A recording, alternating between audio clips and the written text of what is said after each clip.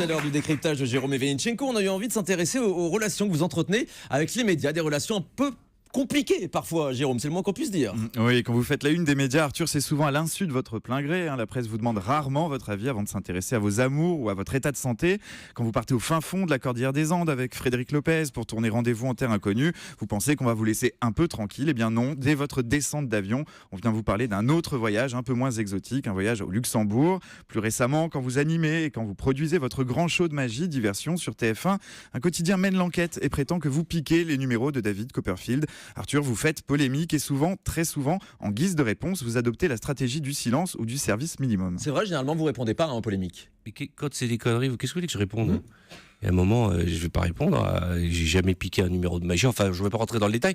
Moi, je suis quelqu'un de clivant. En plus. Je fais partie des personnalités clivantes. Vous êtes l'animateur que l'on aime détester. C'est moi qui ai inventé ce slogan. J'aurais mieux fait de fermer ma gueule ce jour-là. J'en ai beaucoup joué de ce slogan. Peut-être un peu trop, j'ai joué avec le feu.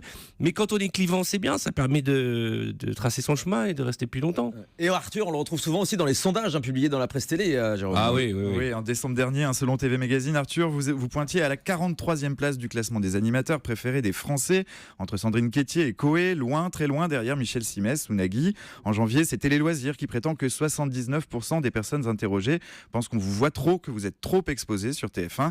Avec des résultats pareils, j'en connais quelques-uns qui resteraient chez eux, dans leurs pantoufles pour faire des sudoku. Mais ce n'est pas votre cas, vous en avez vu d'autres. Et plus étonnant, vous comprenez même cette image que vous renvoyez avec une lucidité confondante. Je vous cite, c'était dans une interview accordée en 2009. Si on a dit que j'étais prétentieux, arrogant et imbu de moi-même, c'est que j'ai donné cette impression, peut-être par timidité, par pudeur ou par peur. Alors j'ajouterai une 4e possibilité, peut-être parce que votre succès fait des jaloux. Vous êtes l'un des animateurs, producteurs les plus respectés de la profession. Ils sont nombreux à rêver la nuit de votre carrière, de votre longévité. Finalement, ces critiques, ces polémiques, c'est presque une manière de vous rendre hommage. Qu'est-ce que ça fait d'être l'animateur le plus détesté du PAF, Arthur, et d'être pourtant toujours là et de toujours faire un carton à la alors télé. d'abord, si ça vous dérange pas, tous ces sondages, d'ailleurs on l'a encore vu il y a quelques jours et on le voit en ce moment, il faut pas trop se fier Ce ne sont que des sondages. Voilà, moi la seule chose qui m'intéresse c'est le public, et le public est encore là.